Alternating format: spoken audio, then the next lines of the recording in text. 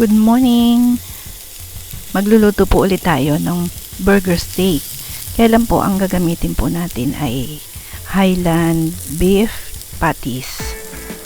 Kasi po yung pong mga nakaraan, nakagawa na rin po ako ng burger steak. Pero ibang patty po yung ginamit natin. So, ano po ito? Parang improved version ng burger steak. Kasi maganda po yung product ng Highland. Hindi po nga pala to sponsor, by the way.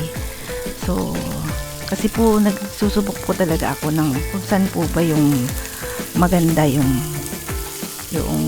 gagawain na luto. So, ito talaga po yung Highland. Maire-recommenda ko po. Maganda po. Beef po siya talaga. Tsaka ang kapal. Maganda po. So, ayan po, nag-ano lang po tayo ng Highland ng patties. Piniprito ko lang po. Para papupulay, pa-brown lang po natin ng konti.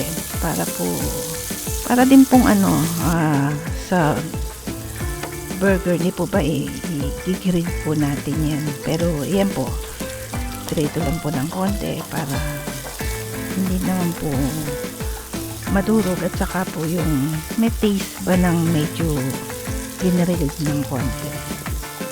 So, maganda po. Yan po.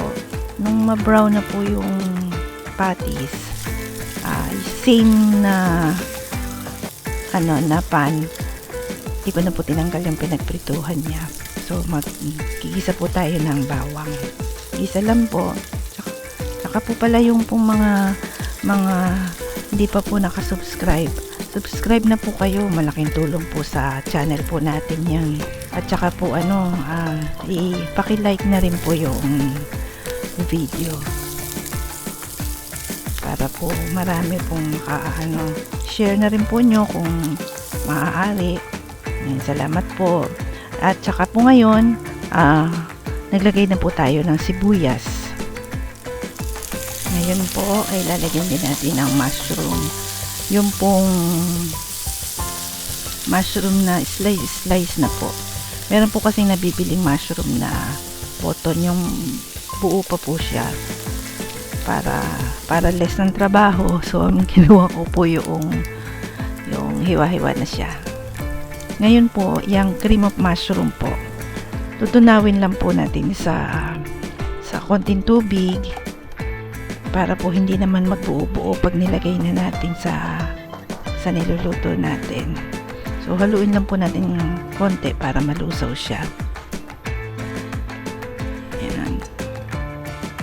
Tapos yung paglalagay po ng tubig, depende na po sa gusto ninyong lapot. Kung malapot, dagdagan nyo pa. Kung para sa inyo ay malapot ang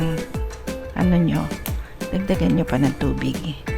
Sa akin po kasi konti lang nilagay ko para medyo malapot ang dating niya. So, ganyan po, haluin lang po natin para hindi po mamuo. Magkabuo-buo yung sauce natin. So, lagyan po natin ng paminta, vetchin. Ayan. Haluin lang po natin para mapantay ang lasa ng sauce natin. So, kung ganyan pong feeling nyo, masyado pang malapot, dagdagan po natin ng konting tubig.